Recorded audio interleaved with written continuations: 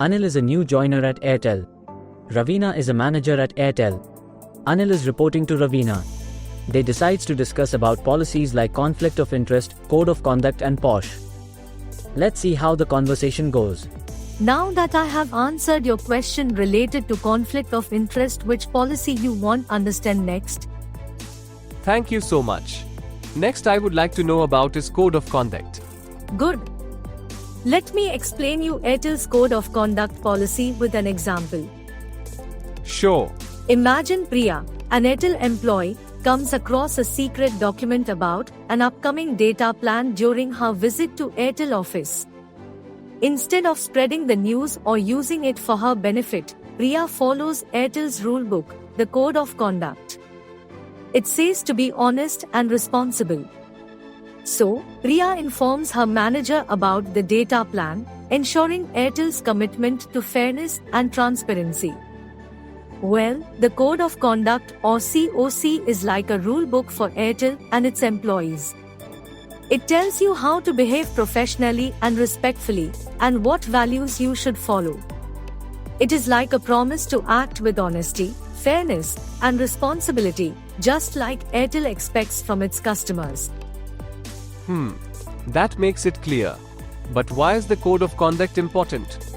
Great question. A code of conduct is an important policy because Number 1. It sets clear expectations for Airtel employees. Number 2. It makes your workplace a more positive place. Number 3. It reduces the risk of any future legal problems. And Number 4. It improves both yours and Airtel's reputation and trustworthiness. So Anil, do you now understand why is code of conduct important? Yes, that was really helpful. So, did you now understand what is Airtel's code of conduct and its importance? Yes, I did, but I have a question. Sure, what is it? Is the code of conduct only applicable to employees or contractors like me? If not, then who else needs to follow code of conduct? Good question, Anil. Let me explain. The code of conduct at Airtel is for everyone linked to the company. This means all the employees, the board of directors, and even the business associates are included. It's not limited to those who work directly with Airtel.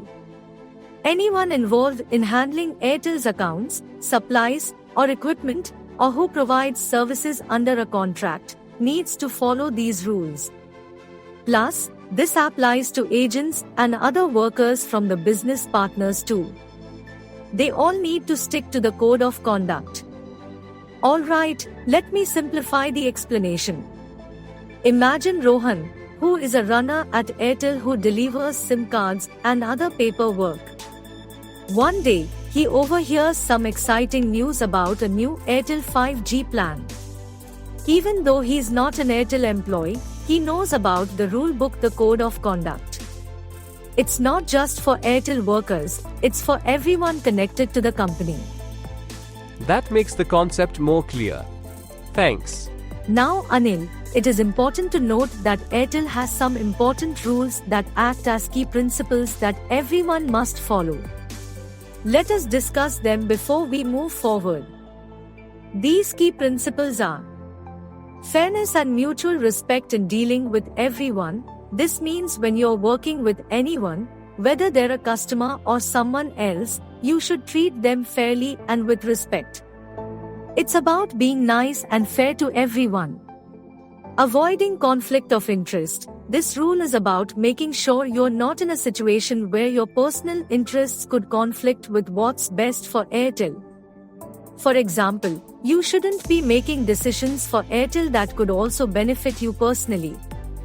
Compliance with the applicable laws and regulations, upholding and protecting Airtel's reputation. Everyone needs to follow the laws and rules that apply to their work. Also, it's important to do things that make Airtel look good and avoid things that could harm its reputation. These rules help make sure everyone at Airtel acts in a way that's good for the company and everyone involved with it. This is really helpful. So all I have to do is follow COC and keep in mind its key principles. That is correct, but you also have to follow some basic do's and don'ts here in Airtel. What are these do's and don'ts? Let me tell you. Do's, these are the things we should do at Airtel. These are: work well and effectively. This means doing your job as best as you get better at it. Dress right, wear clothes that are suitable for your job and make you look professional. Be polite, always be nice and respectful to everyone you work with. Give helpful feedback. When you need to give advice or opinions, do it in a way that helps others improve. Protect the company's image and follow rules. Take care of how Airtel is seen by others and stick to the company's policies and guidelines. Next we have don'ts. These are the things we should not do at Airtel. Don't break the code of conduct. Make sure you follow Airtel's rules and don't encourage others to break them. Don't ignore wrongdoings. If you see someone not following the rules, you shouldn't stay quiet about it. Don't punish or expose whistleblowers. Never harm or reveal the identity of someone who reports a breach of the code of conduct. Don't drink alcohol at work. Don't consume alcohol inside office premises. Don't do anything that harms Airtel. Avoid any actions that could lead to damage to Airtel's reputation or financial loss. Come now, let me ask you another question. Sure. Is there anything else that you want to know about? In the beginning of this training, you said that if we do not follow these policies, the consequences can be serious. Can you explain some of them? Sure, let us talk about the consequences that one will face if they do not follow the COC policy. Well, if someone does not follow the code of conduct at Airtel, there are a few problems that they will face. These problems are: disciplinary actions. This means the company might have to take steps like giving a warning, or in serious cases, even letting someone go from their job. Harm to work relationships. Not following the rules can make it hard to get along with coworkers. People might not trust or respect someone who doesn't follow the rules.